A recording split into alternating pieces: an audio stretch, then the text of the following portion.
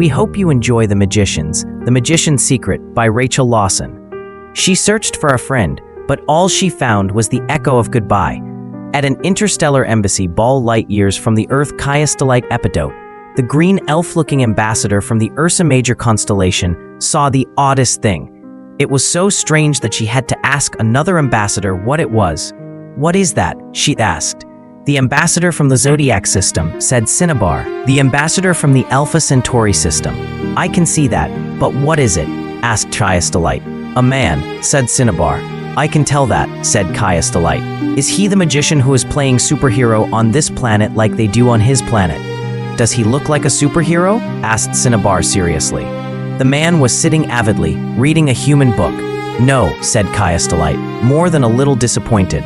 "Let me introduce him to you," said Cinnabar.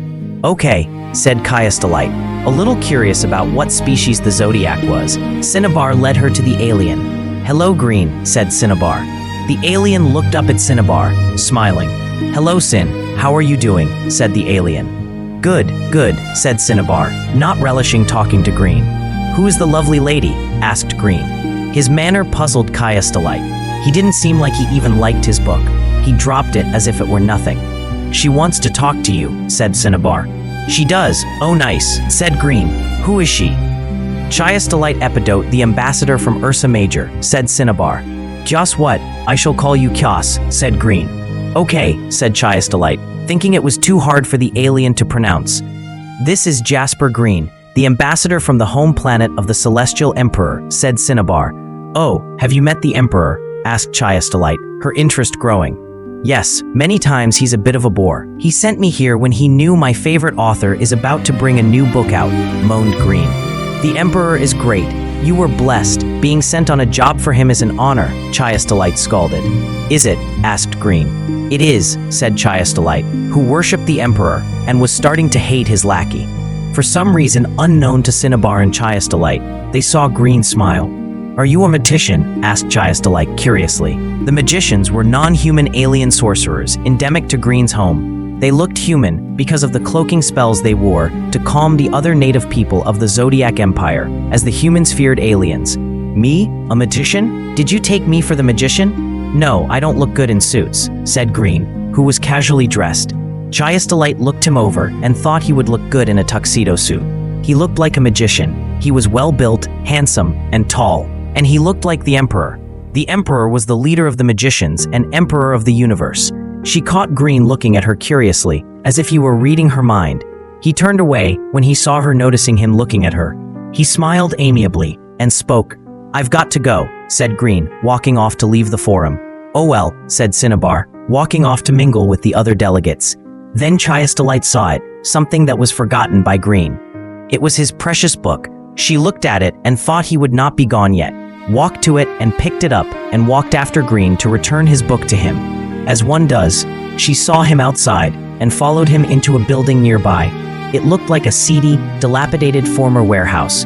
She felt nervous and wondered why he was there. He seemed calm and determined in his manner. It was hardly a place for an ambassador to go.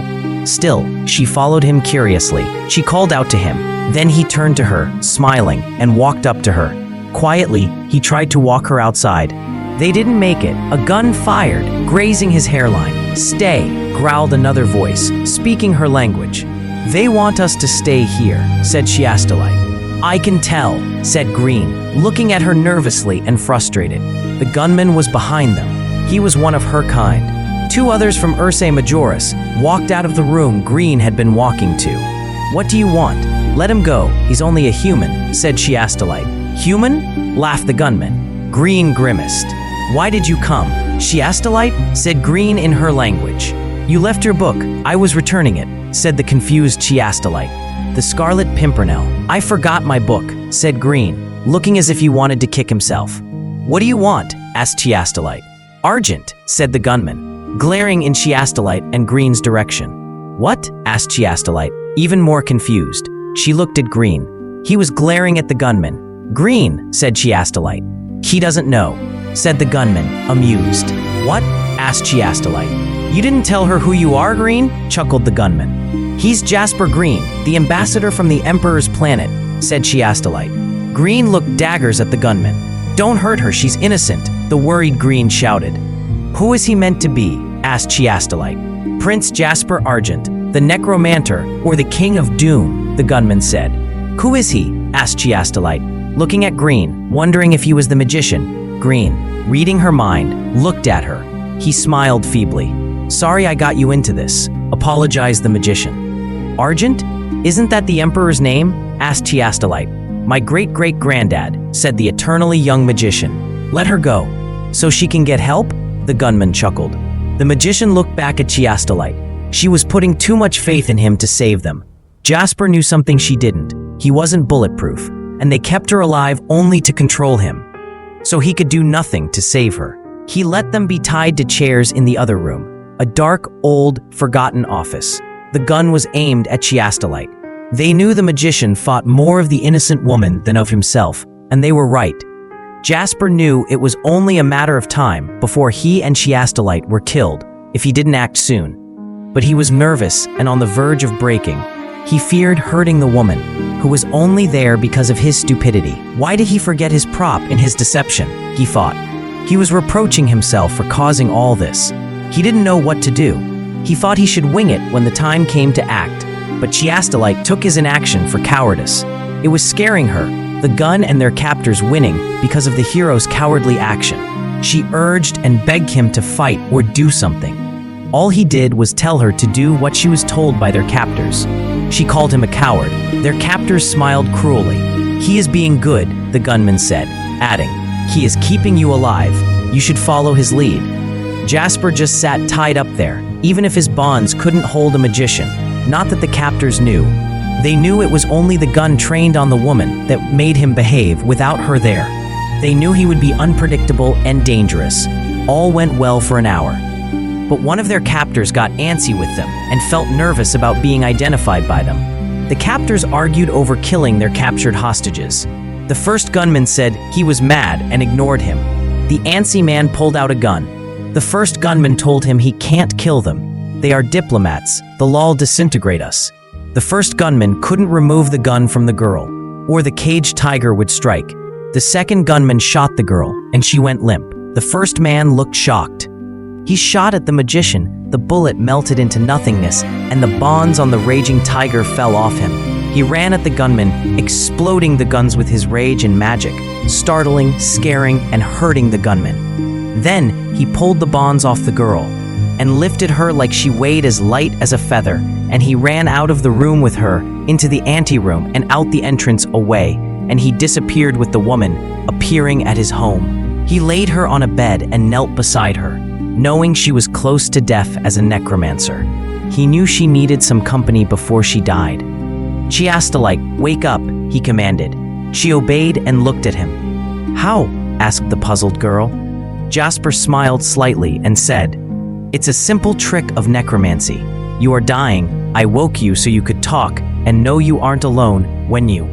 His voice choked to silence. He could not say die.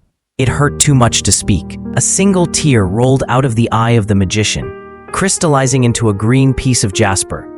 "Jasper," she said weakly. He forced a smile as he looked down into her eyes, his heart consumed with sorrow. "Thank you. It's a shame we didn't know each other better," said the dying woman, happy to have met her hero. If only before her death, her vision faded into the shadows of death. Jasper closed her eyes and sighed sadly. He stood and looked down at her as he tried to come to terms with her death. He felt a hand touch his back.